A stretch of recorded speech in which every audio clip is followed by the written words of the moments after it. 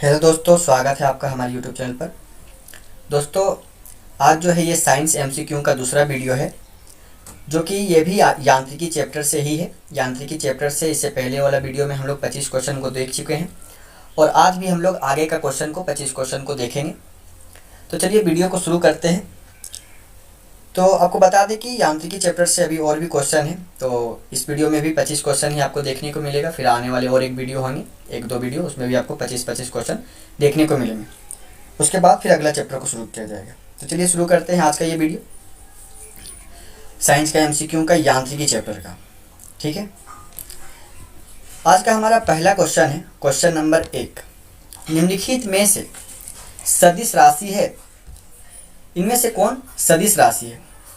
Option में है वेग, द्रव्यमान, समय या लंबाई। तो इसका ऑप्शन नंबर ए सही हो जाएगा। वेग जो है यह सदिश राशि है। ठीक है, ऑप्शन नंबर ए वेग सदिश राशि क्या हो जाएगा? इसमें से वेग हो जाएगा। अगला क्वेश्चन को देखिए, क्वेश्चन नंबर 2। निम्नलिखित में से कौन सा एक व्युत्पन्न परिभाषा नहीं है? ऑप्शन है हमारा घनत्व, द्रव्यमान, आयतन या चाल। तो इसका सही आंसर हो जाएगा ऑप्शन नंबर बी, द्रव्यमान। ठीक है, द्रव्यमान जो है व्युत्पन्न परिभाषा नहीं है द्रव्यमान का। अगला क्वेश्चन को देखिए, क्वेश्चन नंबर 3। पदार्थ के संवेग और वेग के अनुपात में कौन सी भौतिक राशि प्राप्त की जाती है? फिर से क्वेश्चन को एक बार पढ़ते हैं। पदार्थ के संवेग और वेग के अनुपात से कौन सी भौतिक राशि प्राप्त की जाती है? ऑप्शन है हमारा ए नंबर पे वेग, बी पे त्वरण, सी में है द्रव्यमान और डी पे है बल। इसका सही आंसर हो जाएगा ऑप्शन नंबर सी, द्रव्यमान। ठीक है, ऑप्शन नंबर सी इसका सही हो जाएगा, द्रव्यमान जो है इसका आंसर है। अगला क्वेश्चन को देखिए, क्वेश्चन नंबर 4। फलांक के अचर में किसका आयाम होता है? फलांक के अचर में किसका आयाम होता है? ऑप्शन है ऊर्जा, रैखिक गति, कोणीय गति या फिर बल। तो इसका सही आंसर हो जाएगा ऑप्शन नंबर सी, कोणीय गति। ठीक है, अगला क्वेश्चन को देखिए, क्वेश्चन नंबर 5। यदि किसी चली हुई वस्तु के वेग को 2 गुना कर दिया जाए तो उसका क्या प्रभाव पड़ेगा? ठीक है, यदि किसी चली हुई वस्तु के वेग को 2 गुना कर दिया जाए तो इसका ऑप्शन है त्वरण 2 गुना हो जाता है, गतिज ऊर्जा 2 गुनी हो जाती है या गतिज ऊर्जा 4 गुनी हो जाती है और लास्ट में है भार 2 गुना हो जाता है। तो इसका आंसर क्या हो जाएगा? ऑप्शन नंबर सी हो जाएगा। ठीक है, गतिज ऊर्जा 4 गुनी हो जाती है। ठीक है, गतिज ऊर्जा क्या हो जाती है? 4 गुना हो जाता है। जब किसी चली हुई वस्तु के वेग को 2 गुना कर दिया जाता है तो गतिज ऊर्जा 4 गुना हो जाता है। अगला क्वेश्चन को देखिए, क्वेश्चन नंबर 6। किसी पिंड के द्रव्यमान तथा भार में अंतर होता है क्योंकि? ऑप्शन में है द्रव्यमान परिवर्तनीय होता है जबकि भार स्थिर रहता है। ठीक है, ऑप्शन बी में है द्रव्यमान स्थिर रहता है जबकि भार परिवर्तनीय होता है। ऑप्शन सी में है दोनों सही है और ऑप्शन डी में है दोनों गलत है। तो इसका आंसर हो जाएगा ऑप्शन नंबर बी। ठीक है, द्रव्यमान स्थिर रहता है जबकि भार परिवर्तनीय होता है। अगला क्वेश्चन को देखिए, क्वेश्चन नंबर 7। किसी असंतुलित बल द्वारा किसी पिंड में उत्पन्न त्वरण। ऑप्शन है बल के व्युत्क्रमानुपाती होता है। ठीक है, बी में है बल के अनुक्रमानुपाती होता है, सी में है बल के प्रभाव से स्वतंत्र होता है या डी में है शून्य होता है। तो इसका सही आंसर क्या हो जाएगा? ऑप्शन नंबर बी हो जाएगा, बल के अनुक्रमानुपाती होता है, ना कि व्युत्क्रमानुपाती होता है। ठीक है, ऑप्शन नंबर बी इसका सही हो जाएगा, अनुक्रमानुपाती होता है बल के। ठीक, अगला क्वेश्चन को देखिए, क्वेश्चन नंबर 8। प्रत्येक क्रिया के बराबर व विपरीत दिशा में एक प्रतिक्रिया होती है, यह है?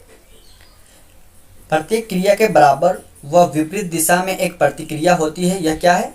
न्यूटन का गति विषयक प्रथम नियम, न्यूटन का गति विषयक द्वितीय नियम या न्यूटन का गति विषयक तृतीय नियम या उपरोक्त में से कोई नहीं। तो इसका आंसर हो जाएगा ऑप्शन नंबर सी, न्यूटन का गति विषयक तृतीय नियम। ठीक है, ऑप्शन नंबर सी, न्यूटन का गति विषयक तृतीय नियम।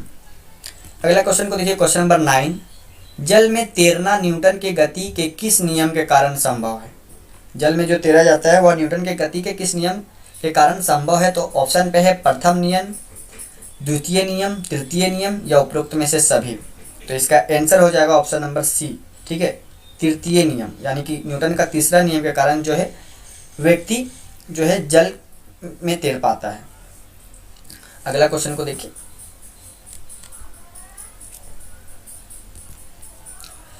कोई पिंड जब तक विराम अवस्था में ही बना रहेगा जब तक उस पर की बाह्य बल कार्य ही करता है। यह कथन किसका है? न्यूटन का, आइंस्टीन का, आर्किमिडीज का या गैलीलियो का? तो इसका आंसर हो जाएगा ऑप्शन नंबर ए, न्यूटन का। किसी पिंड पर तब तक विराम अवस्था में ही बना रहेगा कोई पिंड जब तक उस पर कोई बाहरी बल ना लगे। ठीक है, तो यह किसने कहा? न्यूटन ने कहा। अगला क्वेश्चन को देखिए, क्वेश्चन नंबर 11। बल की परिभाषा आती है न्यूटन के किस गति के नियम में?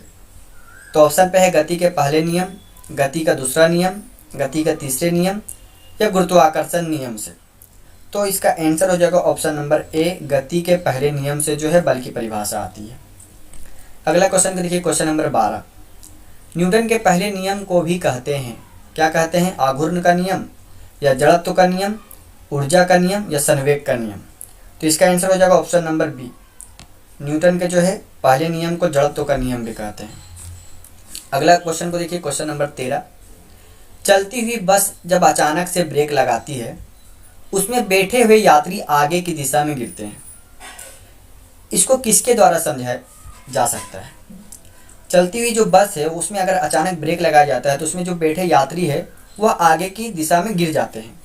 यह किसके द्वारा इसको समझा जा सकता है? तो देखिए ऑप्शन पे है सापेक्षता सिद्धांत या न्यूटन का पहला नियम, सी में है न्यूटन का दूसरा नियम या फिर डी न्यूटन का तीसरा नियम।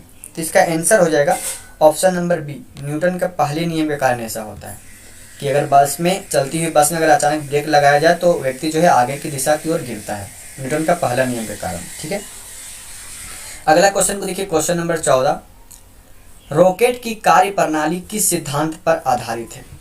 रॉकेट की जो कार्य प्रणाली है वह किस सिद्धांत पर आधारित है? ऑप्शन में है न्यूटन का तृतीय नियम, न्यूटन का प्रथम नियम या न्यूटन का द्वितीय नियम या आर्किमिडीज का सिद्धांत।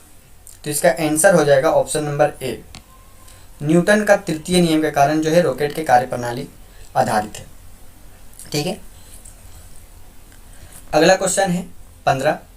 बल गुणनफल है, ऑप्शन में है द्रव्यमान और वेग का, द्रव्यमान और त्वरण का, भार और वेग का या भार और त्वरण का। तो इसका आंसर हो जाएगा ऑप्शन नंबर बी, द्रव्यमान और त्वरण का। अगला क्वेश्चन को देखिए, क्वेश्चन नंबर 16। जब कोई व्यक्ति चंद्रमा पर उतरता है तो उसके शरीर में उपस्थित, ऑप्शन में है पदार्थ की मात्रा में परिवर्तन होता है, भार घट जाता है तथा मात्रा अपरिवर्तित रहती है, भार में परिवर्तन होता है या ऑप्शन नंबर डी मात्रा तथा भार दोनों में कमी होती है। तो इसका आंसर क्या हो जाएगा? Option number B. ठीक है, भार घट जाता है तथा मात्रा अपरिवर्तित रहती है। अगला क्वेश्चन को देखिए, क्वेश्चन नंबर 17। यदि हम भूमध्य रेखा से ध्रुवों की ओर जाते हैं तो जी का मान, ठीक है, इसमें पूछा स्मॉल जी का मान क्या होगा? बढ़ेगा, बढ़ता है, घटता है, वहीं बना रहता है या 45 डिग्री अक्षांश तक घटता है? तो इसका आंसर हो जाएगा ऑप्शन नंबर ए, बढ़ता है। यदि हम भूमध्य रेखा से ध्रुवों की ओर जाते हैं तो इसमें जी का मान क्या होता है? बढ़ता है। अगला क्वेश्चन को देखिए, क्वेश्चन नंबर 18। व्यक्ति पृथ्वी की सतह की तुलना में चंद्रमा की सतह पर अधिक ऊंचा क्यों उछल जाता है? या टाइपिंग मिस्टेक है, यहाँ पे की होगा। ठीक है, तो व्यक्ति पृथ्वी की सतह की तुलना में चंद्रमा की सतह पर अधिक ऊंचा क्यों उछल पाता है? तो ऑप्शन है चंद्रमा की सतह खुरदरी होती है, ऑप्शन नंबर बी है चंद्रमा का कोई वायुमंडल नहीं होता है, ऑप्शन में सी में है चंद्रमा में गुरुत्वाकर्षण के कारण त्वरण पृथ्वी की तुलना में कम होता है। तुलना 2 बार हो गया है, ठीक है, तुलना में कम होता है, या फिर डी चंद्रमा पृथ्वी से अधिक ठंडा होता है। तो इसका सही आंसर क्या है? ऑप्शन नंबर सी है। ठीक है, चंद्रमा में गुरुत्वाकर्षण के कारण त्वरण पृथ्वी की तुलना में कम होता है, इसी कारण जो है वहाँ पे व्यक्ति जो है अधिक उछल पा सकता है चंद्रमा में। अगला क्वेश्चन को देखिए, क्वेश्चन नंबर 19।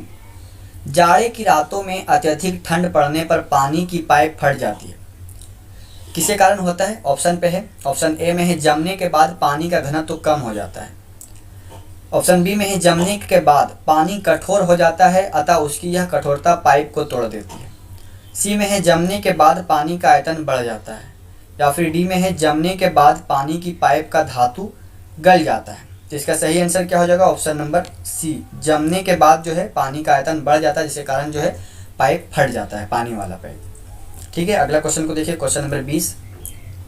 किसी कालीन की सफाई के लिए यदि उसे छड़ी से पीटा जाए तो उसमें कौन सा नियम लागू होता है?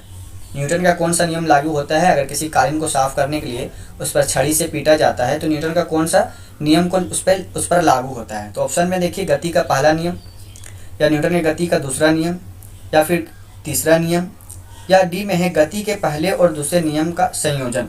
तो इसका आंसर हो जाएगा ऑप्शन नंबर ए, गति का पहला नियम इसमें प्रयोग होता है। ठीक है, किसी कालीन की सफाई करते समय जब उस पर छड़ी से पीटा जाता है तो न्यूटन की गति का पहला नियम इस पर लागू होता है।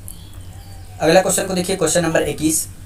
सड़क पर चलने की अपेक्षा बर्फ पर चलना कठिन है, क्योंकि ऑप्शन में है बर्फ सड़क से सख्त होती है, सड़क बर्फ से सख्त होती है, जब हम अपने पैर से धक्का देते हैं तो बर्फ कोई प्रतिक्रिया व्यक्त नहीं करती, या ऑप्शन डी में है बर्फ में सड़क की अपेक्षा घर्षण कम होती है।